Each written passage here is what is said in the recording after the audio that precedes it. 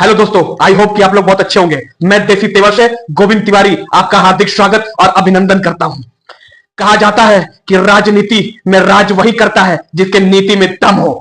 आजकल भारतीय जनता पार्टी का मामला ऐसा ही कुछ दिखाई दे रहा है। सभी पार्टियों में माननीय विधायक भारतीय जनता पार्टी के ऐसे मिल रहे हैं जैसे कोई बात ही नहीं। पर इंटरनल जो जंग चल रही है भारतीय जनता पार्टी के बीच सीएम कुर्सी को लेकर, वो बहुत आगे बढ़ती हुई दिखाई दे रही है। उस समस्या का समाधान होते हुए नहीं दिख रहा है। इस समय योगी आदित्यनाथ से परेशान पीएम नरेंद्र मोदी भी दिखाई दे रहे हैं। भाजपा में जितने भारतीय जनता पार्टी के माननीय और विधायक हैं, बहुत विधायक ने योगी आदित्यनाथ को, बहुत सारे माननीय विधायक अपना नेता मानने से इनकार कर रहे हैं। यूपी में बहुत बड़ा खेल होने वाला है।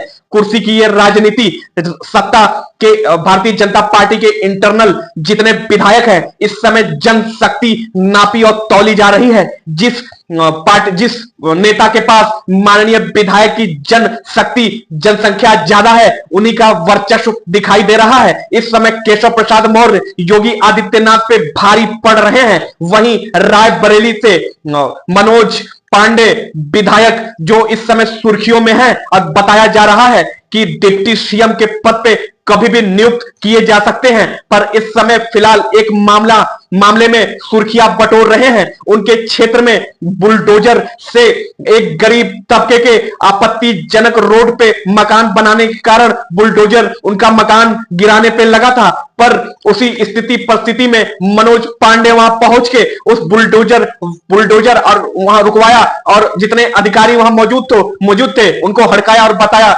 मोदी इस समय गरीबों को घर बांट रहे हैं और आप घर गिराने की बात कर रहे हैं। गरीब तबकों को डराना चाहते हैं, पर अब ऐसा नहीं होगा।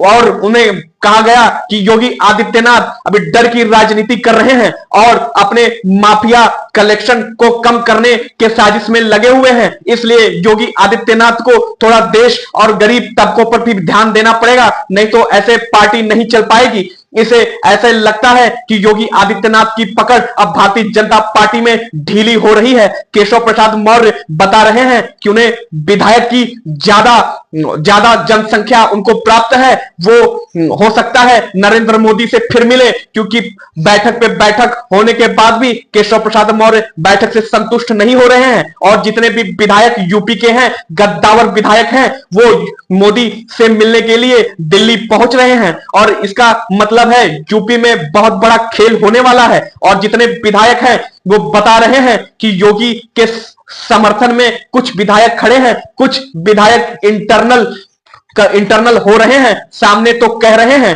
कि हम योगी आदित्यनाथ को नेता समझते हैं, फिर भी केशव प्रसाद मौर्य का बहुत बड़ा बयान सामने आया है। केशव प्रसाद मौर्य ने कहा है कि हमारे पास योगी आदित्यनाथ से ज्यादा विधायकों का सपोर्ट है।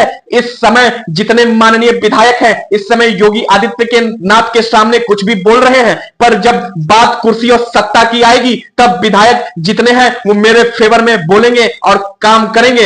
इसी पर ओम प्रकाश राजभर भी केशव प्रसाद का सपोर्ट करते हुए नजर आए हैं। ओम प्रकाश राजभर कहते हैं कि योगी आदित्यनाथ अब यूपी के सीट को उनको छोड़ना चाहिए, क्योंकि अब नए किसी ऐसे गद्दावर नेता को बैठाना चाहिए जो सर्व जाति सम्मान को एक साथ लेके चले। वैसे तो ओम प्रकाश राजभर केशव प्रसाद मौर्य को देखना भी पसंद नहीं करते थे। अचानक ऐसा क्या हुआ कि केशव प्रसाद मौर्य के हितैषी बन गए हैं? इस मामले को लेके योगी आदित्यनाथ कोई टिप्पणी करना उचित नहीं समझ रहे हैं और मीडिया से बचाते फिर रहे हैं। इस समय भारतीय जनता पार्टी की कड़ी कमजोर दिखाई दे रही है। आगामी विधानसभा का चुनाव आने वाला है। इस मामले में पूरी सरकार हिल चुकी है। अब यह देखना है कि नरेंद्र मोदी जी इस पार्टी को संगठित करने के लिए वो क्या षड्यंत्र और क्या उपाय बनाते हैं।